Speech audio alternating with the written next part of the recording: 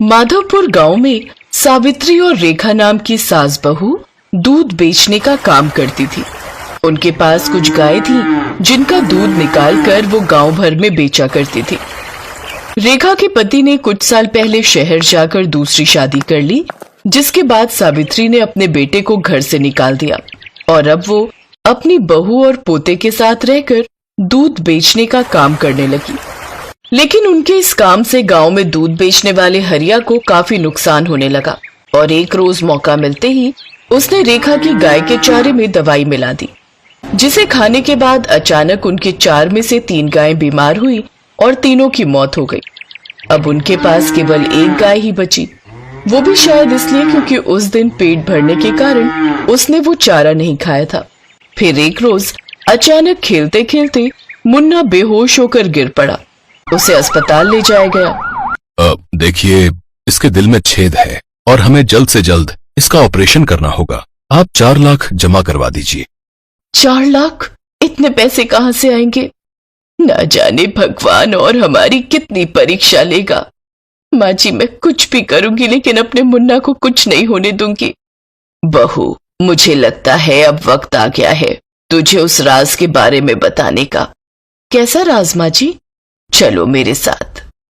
ये एक शापित कुआं है जो कई सालों से बंद है। मेरी सास ने मुझे इसके बारे में बताया था। ये कुआं दूध का कुआं है।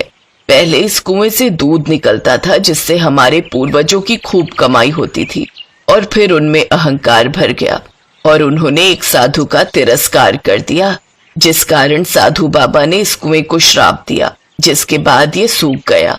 अब ये कुआं ही हमारी कुछ मदद कर सकता है।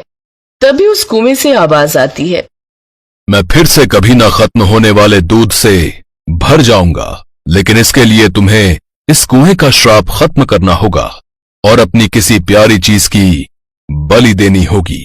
तभी पीछे उनकी बीमार गाय खड़ी होती है जो उन सब की बातें सुन लेती है। वो भागते हुए आती है और उस कुएं में डूब जाती है। ये तूने क्या किया रज्जो? हमारी खातिर अपनी जान की बलि दे दी। लेकिन कुछ ही देर में वो गाय सही सलामत बाहर आ जाती है और वो कुआं फिर से स्वादिष्ट दूध से भर जाता है। इस गाय ने तुम्हारी खातिर जान की बलि लगाकर इस कुएं का श्राप खत्म कर दिया, लेकिन मैंने इसे जिंदा करके इसकी वफादारी का इससे इनाम दिया है। अब आज के बाद तुम्हें कभी किसी चीज की कमी नहीं होगी। तुम दोनों जितना चाहो दूध इस कुएं से निकालकर बेच सकते हो, और अब ये कभी खत्म नहीं होगा। लेकिन हां, एक बात हमेशा याद रखना, अपने उन रुपयों का कभी घमंड मत करना। ये सुनकर दोनों सास बहू बहुत खुश होती हैं। फिर 10 दिन के अंदर ही उन्होंने मुन्ना का इलाज एक बड़े अस्पताल में करवाया और अब वो खूब कमाई करने लगी। उनके दूध के व्यापार से हरिया का काम पूरी तरह ठप हो गया और वो उस गांव को छोड़कर शहर मजदूरी करने चला गया।